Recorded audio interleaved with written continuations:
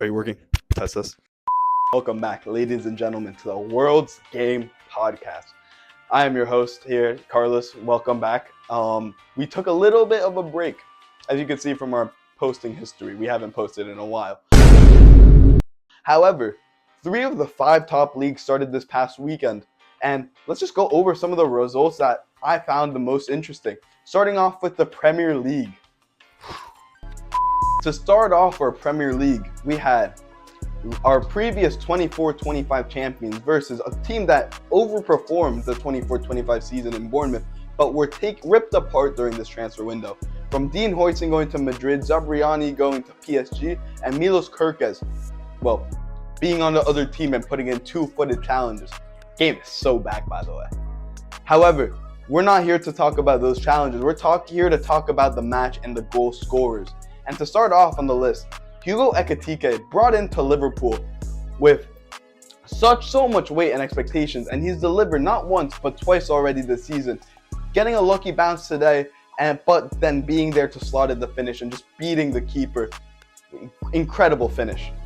And then followed by that, we had Cody Gakpo, who on his trademark left-hand side cuts in and slots it into the bottom right-hand corner. Keeper really couldn't do anything there.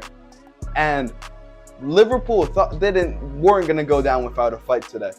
Bournemouth were fighting like crazy. With Antoine Semenyo, who was unfortunately racially abused and attacked during his match, he responded in the best possible way he could have by scoring 2 goals. And his first goal, incredible job just tucking it into the net. However, his second goal, picking it up within his own third, dribbling, running at the Liverpool defense, had Aura man himself, Virgil van Dijk, Aura defending. Did not work. Then he had Konate on the ground after he slots the goal in the finish into the goal. Konate was about on his way sliding and slipping all the way to Madrid and to the Bernabeu. But incredible attempt of a comeback. As I say attempt, because, Federico Chiesa off the bench. Incredible finish. Great time for his first Premier League goals, beating the 007 allegations. Incredible start to the campaign. And then who else would have scored today? Mo Salah. Of course Mo Salah scored. He's scored in every opening match week since I could remember at this point. He's probably was there since the Premier League started in the 90s. But Mo Salah gets his goal in Mo Salah fashion. Incredible finish. However, where was he for the previous 90 minutes? I don't know. That was our first match, and on to our second match of the weekend. For our first early morning kickoff of the Premier League season, you probably should have stayed in bed. This was a 0-0 match between Aston Villa and Newcastle. And for a preface on Newcastle's stats before this game was, without Alexander Isak, they in the last 5 games without him, they either tied 3 times or lost twice. Not a great result, and adding to another draw where it really looked like Newcastle was just missing someone, a prolific striker. Hopefully maybe they could sign one. But on Aston Villa's end, Konsa just takes down Anthony Gordon during the game, and it simply was a red card. But Newcastle can't really capitalize on the opportunity. Villa defended for their lives. Not much really going on in this match. Sunderland has made their return in stunning fashion with a 3-0 win against West Ham, where they scored the most Brexit goals imaginable. 2 headers from crosses, a counter-attack where Hermansen probably could have done better. But there was one guy I wanted to focus on, Ballard. This guy, never seen him play before personally, wasn't too much of a Sunderland guy, although I do know he scored in the semi-final of the championship knockout phases.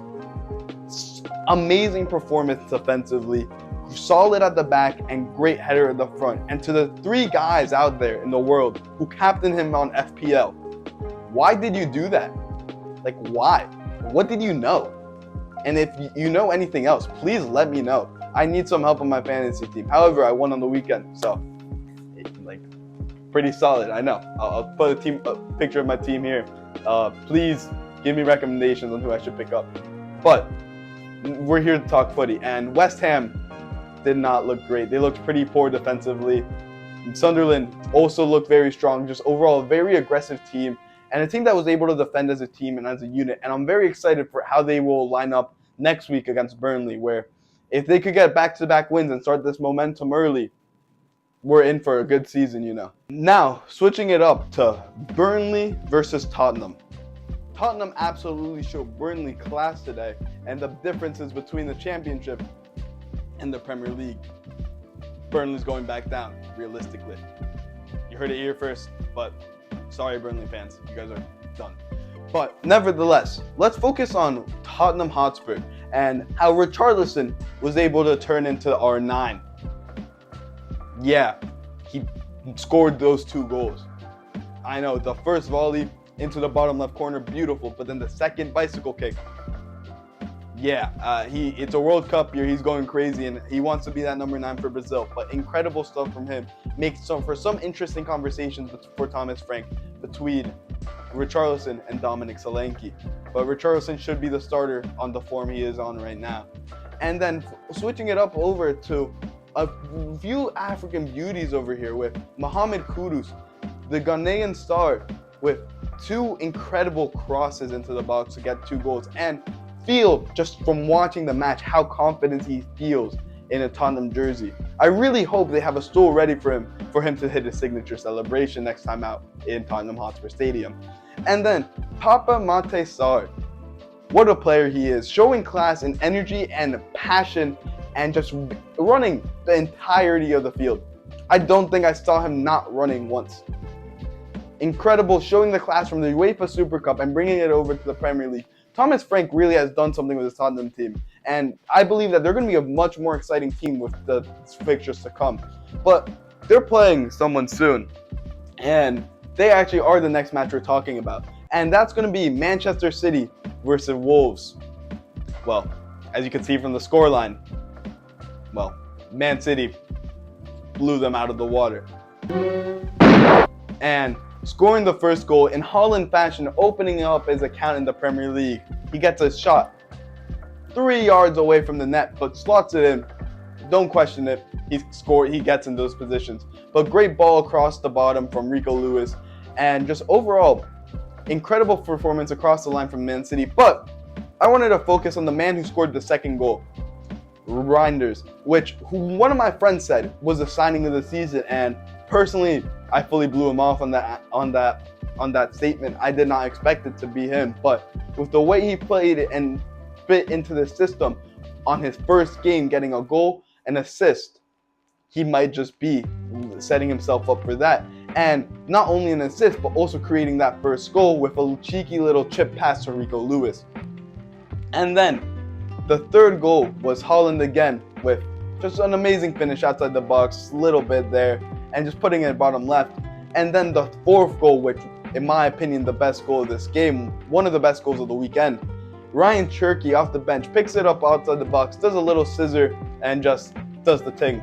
Just puts it in bottom left from right foot. And Pep Guardiola's done it again with these signings, man. It's going to be a long season for everyone, but I'm really excited how these players look. And that Man City Tottenham game next week at the 7:30 a.m. by the way. It's going to be one for the ages. I'm feeling it. Cody! No, he's out here. I can feel it in my nuggets. And now, the most anticipated match of the weekend. Arsenal versus Manchester United. Manchester United coming from 15th place last season, facing the runners-up of the 24-25 season. Well, Man United's exactly where they were from last year, with Bayindir having a howler of an attempt of catching a corner. I don't even know what he was doing personally. But Mr. Beautiful Aura himself, Riccardo Calafiori, in the back post there, puts it in. Ball might have already been going in, but nevertheless, he gets the last touch on it before he goes in. And that was the only goal. However, if I was a Man United fan or an Arsenal fan, I would be asking a few questions, because Arsenal didn't create that many opportunities and really could have done more against this Manchester United side. However, from a Manchester United perspective, they were very solid going forward and just I believe we're the better team, but it could be we're in for a long season for Arsenal because of how many competitions they're going to be fighting for. And realistically, in this stage 8 part of Arteta's career as a manager, he needs to win the Premier League or it's a bust. So, but that's it for our Premier League fixtures of the week. And thank you for watching this part. And now we're going to roll into La Liga. To start off, let's talk about Barcelona. Yeah, Barcelona, a team that is fighting for everything this season, looks hungry and have arguably the best player in the world in Lamine Yamal. They started off with, you guessed it, Lamine Yamal cross into Rafinha, where Rafinha, it bounced and it still got to Rafinha's head. Questionable defending, however, you can't question that finish. Incredible ball from Lamine Yamal, great header in there. And then a little bit later in the game, Ferran Torres, at the top of the box, just slots it into the top left corner. Beautiful finish. But this is where things go south for Mallorca, where they were already down 2-0, and they equaled that with 2 red cards in 6 minutes. Incredible. But this made Mallorca's defense more compact, and they all sat a lot more back, and Barcelona really couldn't do much until the man, the myth, the legend, maybe the kid, not even a man yet, barely, he just turned 18, Lamine Yamal, where he got pushed and he decided to push back by, well, you know, doing what he does and just scoring a beauty on top of the box, putting it in the top left-hand corner. And I mean, 2 GA on your first match of the season. We might be in for the new number 10 at Barcelona, so this is exciting to see here. With that said, we wrapped up a few of the key points in the match week. Let me know what you guys liked in this video, what I could improve on, and what I could do better, as this is for you guys and your enjoyment. And yeah, thank you for watching, and peace out. See you guys later this week.